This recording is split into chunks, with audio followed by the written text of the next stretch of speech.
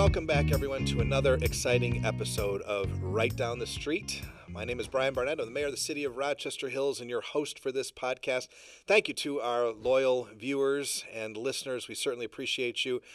We've had tremendous support over the years of this podcast and hope to continue to keep bringing you exciting stories of the people making news and really changing the world, generally right down the street, right in our community. And today I'm super excited to introduce you to a friend of mine, someone who you know his work, although you might not have always seen his face. He's a good buddy of mine, a Rochester Hills resident, the 2025 Michiganian of the Year, very important, and the Scripps Regional Vice President and Vice President General Manager of WXYZ Channel 7 and WMYD Channel 20. Ladies and gentlemen, Mike Murri. Mike, glad to have you on the show today. Mayor Barnett, thank you for having me. Thrilled to be here. Is this your first time in a studio? Once or twice before, but yeah, this is great. What a nice setup you have, though. This is great for the city. Well, we enjoy it, and listen, we're excited to have you on the show and to find out a little bit more about what you do. Channel 7 has been a big part of many of our sort of daily lives with the personalities that we see and we've gotten to know, and obviously in my role, work with a lot of them through city business. But tell us a little bit about what your job is at WXYZ. Well, my job, as a general manager at Channel 7, I have the good fortune of kind of overseeing all the different departments. But, as a station, it really is the collective work of, the entire team. First and foremost, every single day, keeping the city, the community safe and informed, entertained. And really, when you look at what we do from a news operation, we do 10 hours of local news every single day. So as you know, so many of our team members, from first thing in the morning till 11:30 at night with local newscasts, not only on Channel 7, but on Channel 20. Mm-hmm. Well, thank God you finally got rid of Dave Llewellyn because he was a real drag on the organization. Well, I know that you say that fondly. Dave is such a good friend, and I know also a Rochester Hills resident. And what did they call him? The mayor, didn't they? Second mayor, yeah, right? Right, Next to you. You'll always be the mayor. Got a little nervous but he is about mayor that. number 2, right? He's been on the program, a great Rochester Hills resident as well. Now, before we dive into a little bit more about, kind of what happens behind the camera and all that it takes, like you said, you've been saying 10 hours of news a day. That's a lot of things to fill, and obviously we'll talk a little bit more about that. But let's talk about this award. It's pretty incredible. It's the Michiganian of the Year. It sounds like, okay, what is this award?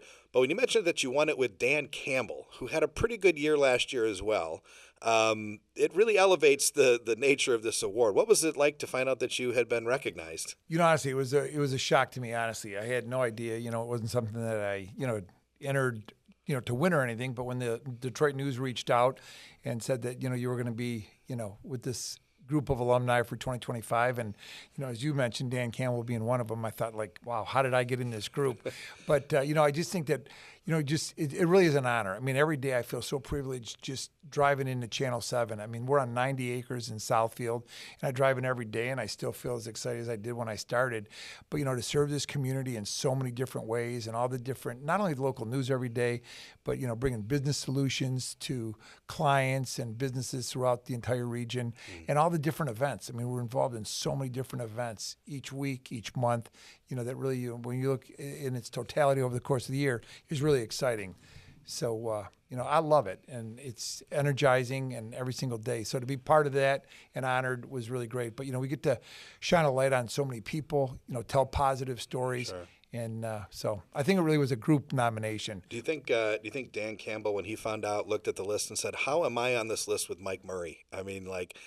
It's been pretty incredible for him, too. You think he had the same sort of reaction? Absolutely not. He's been amazing, hasn't he? No, you talk about somebody worthy of every award. Listen, you filled 9 of those 10 hours of Detroit Lions stories. You're probably going to be making most of Metro Detroit pretty happy. Well, I'll tell you what. I'm excited that we're going to have some Lions games on ABC this year. Yeah. I know that when the Monday Night Football schedule came out, we're going to have a couple games this year, which is fantastic. So really pumped about that. Yeah. And we're looking forward to the season. Yeah. And it's upon us, so it'll be great. Well, you talked a little bit about, your role at the organization. You started at Channel 7 43 years ago. That is an impressive career. You obviously you looks like you started when you were 6 or something, but 43 years ago, in 1982, following an internship, right? Is that right? A sales internship? Yes, I was very fortunate. I was a sales intern and a news intern. I was had a couple. I went to Oakland University, had an opportunity to be an intern in the newsroom. You may remember Jerry Stanicky, in news, and did an internship for him. Worked in the sales department, and also was in an internship at Channel 2. But then after the internship, had an opportunity to actually work at Channel 2 for a year, and then had an opportunity to come back to Channel 7, and has been there, ever since. And it's been just great. And nice thing is, it's just been able to do a lot of different things. So career evolved, and feel so grateful. Well, one of those great stories of finding your niche through a unique opportunity, like an internship, and then finding a career that you love, and then just delivering and having a lot of success in it. That's got to be a wonderful story for you, and for those who probably look to you and see you a bit of a maybe not a hero, but someone who you want to emulate, someone whose career has really had impact. 43 years is a long time to do anything, really. When you look at how local news in particular has changed, not maybe just about the city of Detroit, but the metro region, what's the biggest difference between 2025 and 1984? It's changed dramatically. And I think the biggest thing is that when you can do something, I think for 4 decades, anybody, all the team members, it constantly evolves, and it's always different. So I think that's what keeps it interesting. But when you look at like local news, if you go back to, Bill Bond's days, with Bill Bonds, Diana Lewis, and, no internet. I mean, it's hard to believe, but not that long ago, people were getting their news, when the news came on at 5 o'clock. I mean, something could be happening during the day, locally, nationally. And really, you had no outlet and no way to get that news, as we know, right, until the news came on at 5 o'clock. So it was a very different landscape, the way people consume their news, the way they, were informed each day. But it's evolved, and now it's real time, and we have an amazing, digital platform, social platform. So we're really serving the community on multiple places. So wherever they want their news, however they want to get it and consume it, that's where we are, and you need to be everywhere. But that's really been the biggest evolution, that, if something happens at noon today, you'll watch the news at 5, but you're going to follow it up. You may have heard about it at 1 o'clock or when it happened with the push alert, but it just kind of evolves, and you want to find out how the story is advancing. Stay there for a minute, because I think that's really fascinating. I think our listeners would find it fascinating as well. The advent, obviously, in the last 4 years, the advent of the internet and all the other places that people can get information, whether it's cable, whether it's podcasts, whether, all the different sources out there.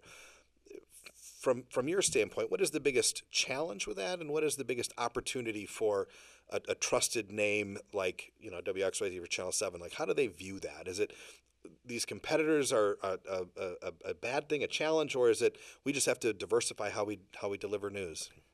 There's no question there's incredible fragmentation, and there's just so many sources that people can get news and information, entertainment. But I think for us, what differentiates us is really local news. While we, cover all the news, national to local, but being that trusted voice in the community, and people use fair and balanced, and that's not a slogan, but really I think that, for us, it's being a part of the community, embedded in the community, looking like the community we serve. That when people watch Channel 7, really, we want them to say, I heard myself, right? My point of view, the way stories are covered. And, there's just so many perspectives in every story. And there's so many different, you know how richly, diverse our area is. And that's what makes it so interesting. But it really is about the community that we serve. And that's a tremendous responsibility. And everybody on our team, takes that very seriously and great pride in doing that and telling those stories. And I think we focus on a lot of positive things too. We want to shine a light on things going on. There's so many community events. There's so many initiatives in our town. And so to be able to tell those positive stories is a privilege. And you guys have really had you've been able to back that up here in our community when we were televising the hometown Christmas parade. You were the folks that did it, and were longtime partners with us, and fantastic. It's been a long time positive relationship. And many of your personalities live in our community. We appreciate that and recognize the strength of that. That's They great. do, and and I think those community stories, they really do resonate. That even if it's a local hometown parade, it resonates for people throughout the entire region. And then there's things that we do this year that will be, we'll do the official tree lighting for the city of Detroit. Yeah. And Campus Martius, and what a jewel that is for our community too, right? And we do a live primetime special there.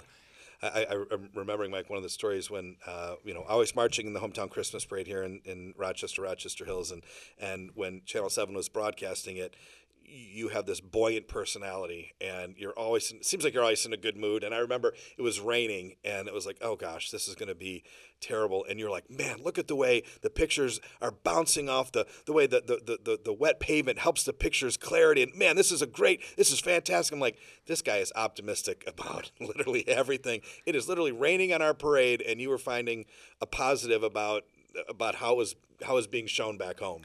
Well, I'll tell you what, it's hard not to feel good during that parade, right? Yeah. I mean, when you see so many thousands of people just lining the streets, and it's the simplicity is the charm. Yeah. But I will tell you, remembering back, 10 years of that parade, it seems like it's always really cold and really wet. Yeah. But it's a great thing, though. Yeah, it really is. So many years of covering local news. I don't know if this is a fair question, but is there a story that resonates with you that you still think about maybe years later, positive or negative, but are a couple stories that have just had an impact on you personally? I don't know, with 10 hours a day, there are so many stories that really resonate and cut through and touch people. I think for me, what cuts through is maybe some of the things that we do in the community that really do resonate. Like I'll say, right now we're looking at partnering with Forgotten Harvest, and we have an opportunity to spend a day, trying to help relieve hunger, in our community. And, there are just so many stories that we can tell. So, in partnering with organizations like a Forgotten Harvest and be able to talk about their mobile food pantries or, the way that people can get access to the different shelters throughout the community is really great. But if I had to pick one, I would say it's probably our If You Give a Child a Book campaign. Tell about that. I was reading a little bit about that. That's really fascinating. I absolutely love it. I mean, my daughter was a kindergarten teacher, first grade teacher. All of us are so fortunate to have had, books in our homes accessible for our kids, but, to know firsthand how important reading is.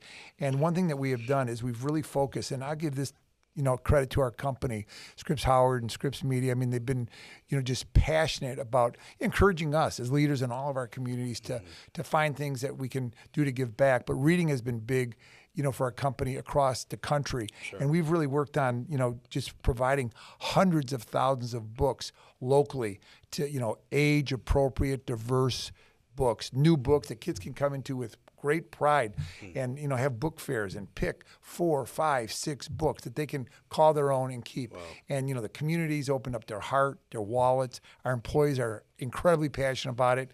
But I love that. And it's an annual event. And that's something that, keeps growing every year. But I love that. And all of our talent in front of the camera, behind the camera are very involved in it.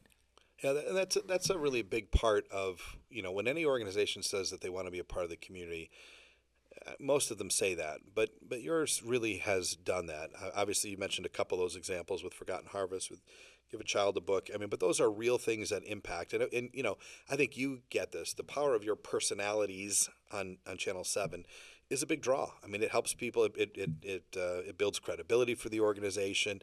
You have an ability to get a message out that otherwise these nonprofits wouldn't have, and it's a really important part of being engaged in a community. Well, so many of our team members, and I agree with you 100%, but, when you look at, so many of our anchors and the reporters that people see in front of the camera every day, they're born and raised in Detroit, they're part of the community, and people that have come in from outside our state, they embrace it. They want to be here. And people have come and, they moved here 10, 12, 20 years ago and made Detroit home. But, they get involved and they're passionate about different projects, whether it's, adopting pets and the Michigan Humane Society. And everybody has things they're passionate about. But I think the nice thing is the collective efforts of everyone being involved in different things really put together just an amazing impact in different things. Well, from the positive side, let's flip to the other side. I don't know. I probably should admit this, but one of my TikTok algorithms must have news bloopers because I'm constantly seeing whether folks fall off the stage, people accidentally slip and say a swear word, bad cutting angles. Any funny news blooper that you remember over the years that, of course, certainly, Mike, wasn't your responsibility, but maybe happened that brings a smile? I think what brings me smiles is maybe some of the incredible commentaries from Bill Bonds. When you look at Bill Bonds, iconic anchorman, anchoring with Diana Lewis and Robbie Timmons over the years. But, he'll do things, and his take on whether it's the Michigan-Ohio State game, right? I mean, every year that game is just, you know what it means in our community. Oh, yeah. But every year, Bill Bonds' commentary about the game will get, over 1 million views. And, people look at it, and it's still relevant today. Or Girl Scout cookies, when the Girl Scout cookie drive comes every year. Bill Bonds did something. If people Google it, these are two that would come up and would surely put a smile on your face. Yeah. But he talks about Girl Scout cookies and supporting the Girl Scouts, but like nobody else. Yeah. I mean, he's an incredible journalist, wordsmith. But that's probably, I think, two that just come to mind immediately. But there's so many fun things. We look at our meteorologist in the morning, Mike Taylor. I mean, wears his sneakers and sometimes is dancing in the studio. Yeah. Some really fun things today. But just light, fun, Detroiter. But I think it helps people connect. It does. It makes people feel like, okay, this person is a mom or a dad as well. They're not a suit and tie from some other land that comes in and delivers stagnant news. It's like, oh yeah, you could see this person around. This person has a vibrant personality. It's I think it's changed, not just at Channel 7. I think news in general has gotten that way. But you guys do a great job. Well, we're fortunate. We've got an amazing news market in Detroit. I mean, as you know, when you look around the country, Detroit is such a strong news market. But I think when you talk about people's passion projects, you're not going to go through everybody on our team and just tell you, off the top, what they're passionate about and what they're involved in, because it is real. It's authentic. It's real, and they love being here. Did you grow up knowing you wanted to be in this field? Honestly, I had a tour. When I went to Oakland University, I wound up having a tour of Kelly Company. I don't know if you remember the show with John Kelly and Marilyn Turner. Yeah. But, a friend of mine said, do you want to go see the show? Their friend was an intern at the station, and I went for a tour and went to it, and I thought, wow, this is really pretty cool. I love it. And then we had someone come in and speak in the business, on the business side of it. And they came in, just a guest speaker in college. That's and I thought, wow, this is phenomenal. This sounds great. Yeah. And it was really instantly I knew I wanted to do it, and so fortunate to be able to do that and evolve over all the years. Sure. How about mentors in your industry in particular? I've been so fortunate to really work for some amazing people. I mean, when I got into the business, Jean Finlater was the general manager, who was really the first female general manager in the country. And, then Grace Gilchrist was the general manager, and, really just saw different styles of leadership, but, really women that kind of broke barriers, but just had the ultimate respect for them. And then, I worked, Bob Sleva, local, resident in Rochester Hills, an incredible mentor and, role model, and, came up through the sales department, was a general manager as well.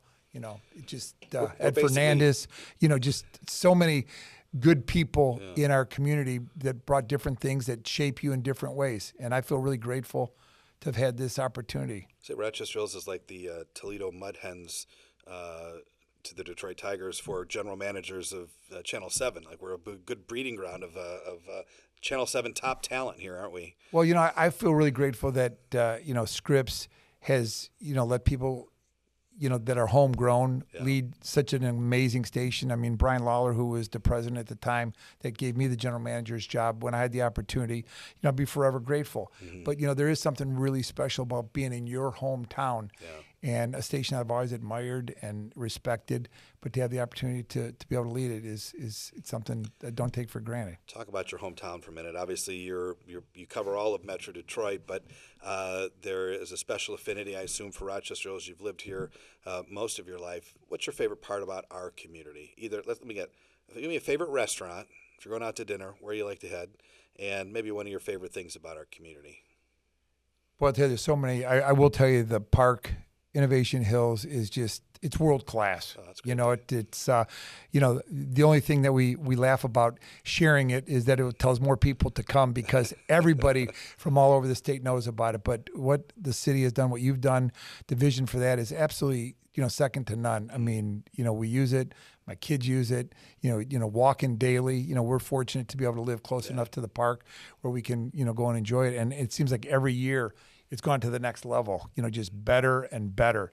Yeah. And it's a great place. We're proud of that place. Yeah, that's great.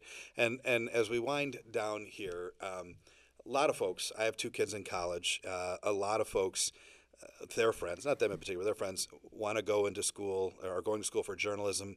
They see obviously the flashy side of what you do and those in your industry. What piece of advice would you give someone starting out on the other end of their career now, either in high school or college, thinking like, boy, I'd like to someday be in local journalism? What would you tell them? Well, I'll tell you what, it's, I think really you have to be passionate about it, right? I mean, I think that if it's something that you're really, truly interested in, and I would say follow your dreams. I mean, whether you're, there's so many careers in television that everybody doesn't have to be in front of the camera, right? I mean, whether it's sales and marketing, digital now, being on air, reporter and anchor, MMJ, there's a lot of opportunities, producers, editors, but there's really so many different skill sets and jobs that are available, but it's a fun business every single day.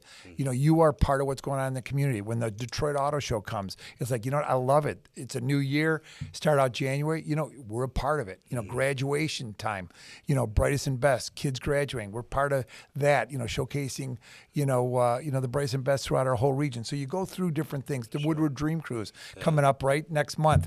We're excited about that. We're the official broadcast partner for that. So you really get an up close and personal look at so many different events. And it really makes for a very interesting career and never a dull moment. And it's just a lot of fun. Yeah, I'm familiar with that. I have one of those jobs too. I feel like there's never a dull moment, and it's a lot of fun. And I tell you what, it is. We're blessed in this region to have good news coverage. And a lot of people complain about the news networks and are you Fox or CNN? To me, it's all local. I'll choose local every time because I like. I recognize the cities that you're talking about. Many times I recognize the leadership in those cities. The stories pertain to me, pertain to my community, and so really grateful for the work that you and your team do every single day. Glad to have you as a part of our community as well, a little bit selfishly, but glad to have you as a part of our community. And Mike, we ask every person the same question, the same last question. You got no prep on it, so We'll see where you go with this one. It's a 2-parter. And it's not what I said it was going to be before. So it's a safe one. If you could have lunch or dinner with one person, either alive or past, who would it be? And second part, where would you take them?